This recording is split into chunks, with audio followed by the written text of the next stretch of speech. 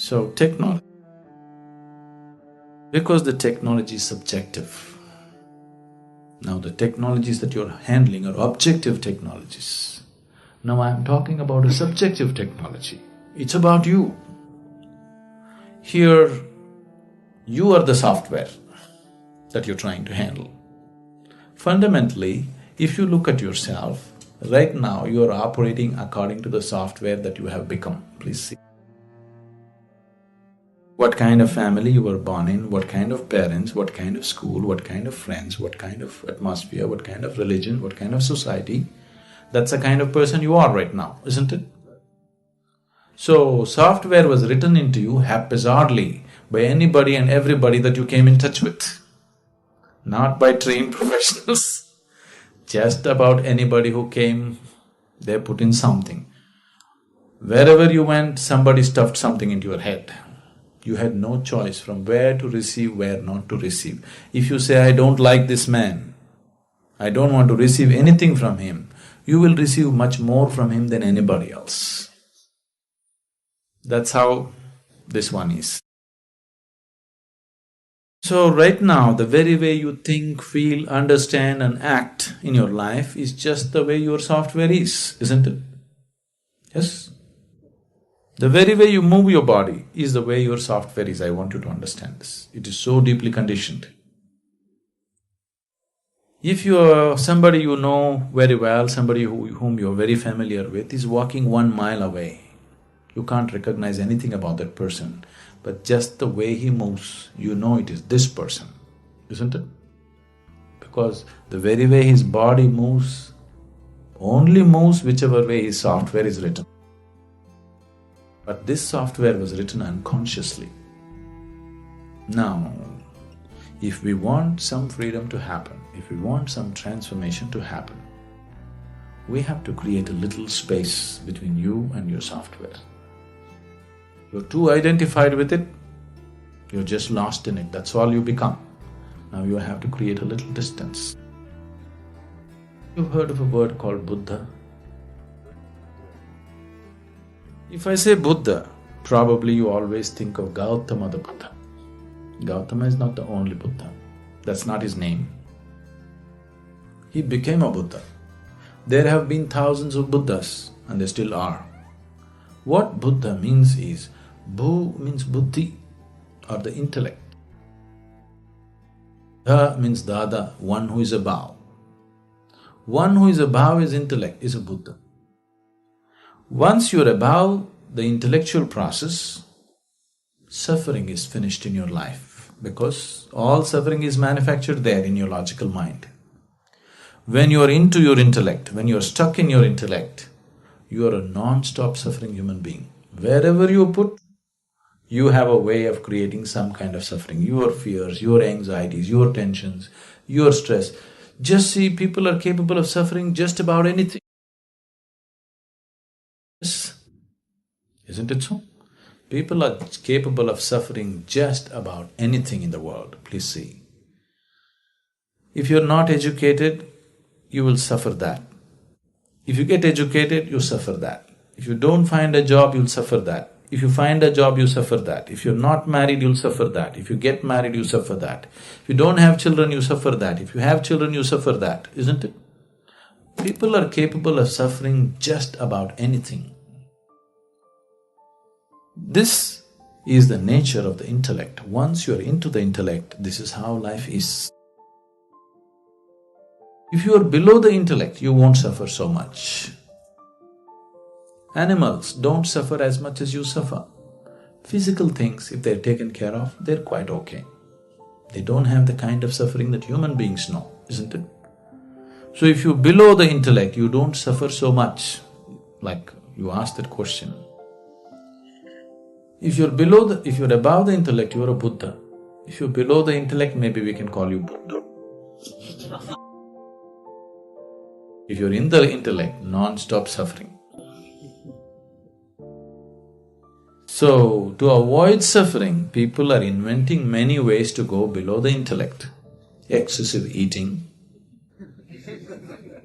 alcohol, excessive indulgence in physical pleasures. These are all the ways you're trying to avoid the torment of the intellect for some time. You get drunk and you feel good for a few hours, but then life will catch up with you with more intensity. It won't let you go. Now, this being which was below the intellect somehow evolved into the intellect. The only way out for this is to evolve beyond the intellect. So, the fundamentals of yoga, the technology is how to go beyond this. So, how to do it now? Subjective technologies cannot be explored in uncommitted atmospheres. You need a very committed, focused atmosphere, otherwise it will not be in your grasp. It's not a teaching, it's a method. To implement a method, you need to be in a certain way, in a certain level of commitment, in a certain level of receptivity, otherwise it doesn't work. Because, see now if you go into a chemistry laboratory, you take this chemical, if you put it into it, something happens. But if you're not willing to put it into it, if you sit here and think and think and think, what will this do, what will that do, you will come to all kinds of wrong conclusions. Till you put it there, you won't know. Maybe it'll explode in your face, but till you put it there, you will not know what it is about. But now, you are the chemical, you are the chemist, and you are the experimental process. Everything is you. Now you need a different kind of laboratory, otherwise it doesn't work. If it was objective, we could have just written a book and given it. Because it's subjective, you have to be taken step by step because it's a completely different dimension of perception and experience altogether. But is it possible for me? It is possible for every human being. Internally, all of us are equally capable. We are not capable in different ways. All of us are capable of joy, isn't it? Yes? If you have been joyful for one moment, that means you're capable of joy, isn't it? It is just that you're unable to stay there. That's the whole thing. There is no human being on the planet who's never been joyful. Every human being has been joyful at some point. That means he's capable of joy. It is just that he's unable to stay there. So he needs a technology as to how to maintain the atmosphere within himself. It's possible.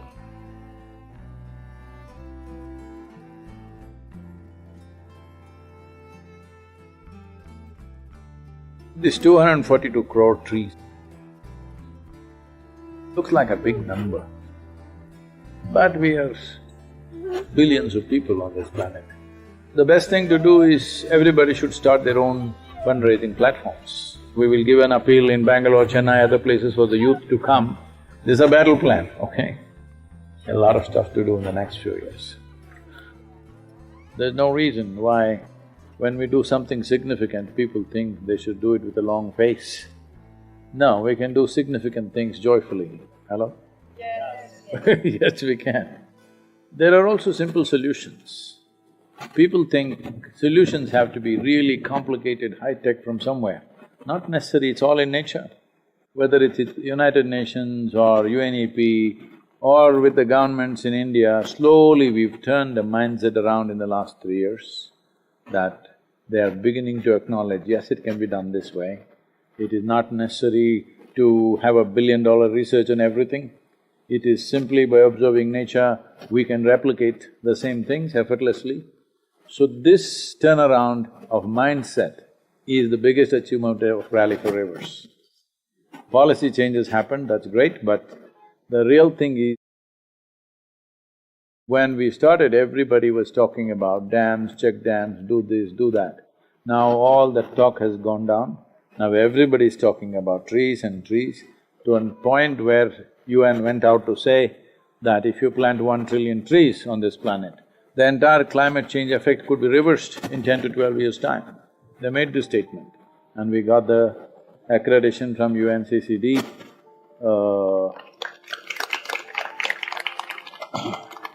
So that's a big boost for what we are doing right now. So how can we help raise this awareness and also funds for recovery project? When I thought through this whole thing, I thought the government will be the biggest challenge. But we crossed that threshold. Not very easy, but we crossed it without too much difficulty. Well, it took almost 2 years of relentless pursuit. So having crossed that, see this 242 crore trees looks like a big number, but we are billions of people on this planet. And today, we can reach every human being on the planet through social media, online, so many ways. The best thing to do is everybody should start their own fundraising platforms and make it very clear, transparent. If there are people who are like influencers in whatever capacity, I think you should enroll them in your countries or in your cities or wherever, because they are the people who need to do this. See, it's because of people's support they have become who they have become. They have to do what is needed for the world. Now, one thing will be, oh, why should I do something in southern India? Kaveri is very important because it's a demonstrable model. For the rest of the tropical world, this is a demonstrable model. We're doing it here because geographically this is the best place to do for quickest possible results.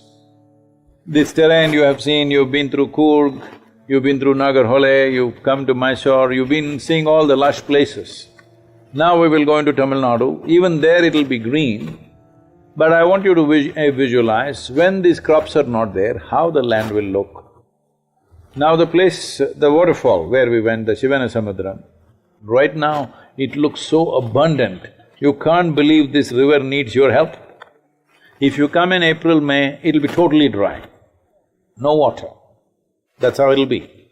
So that is the level of drastic change that will happen. That is what is worrying, because the rainwater that comes down should go through the rainforest that is there and slowly come into the river.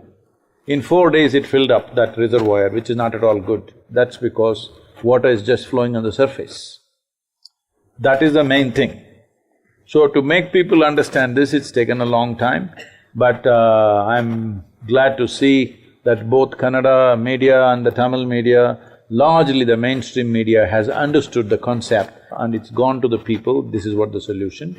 Everybody is clearly saying, yes, this is a smart solution. So that's a sea change in the society, in the media, in the government, this has happened. Now the challenge is this, we are looking at training 5 to 10,000 farmers to raise saplings. We must have the money power to buy it. I don't want to push the farmer into a place where he raises saplings and he doesn't know where to take it later. People should see that we will buy the saplings, there is demand for the saplings. And we ourselves want to set up about 350 nurseries. We want nurseries to be in every region so that transportation costs can be brought down. This 42 rupees we will be counting in saplings, we are not counting money. But we also need money to buy trucks, to operate the teams.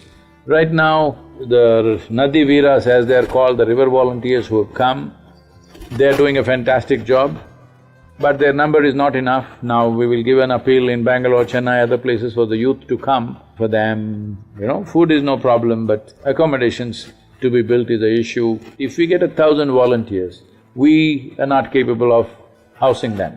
Proper vehicles should be there to travel, all this needs to happen. For all this, infrastructure is important. That will not come from this 42 rupees.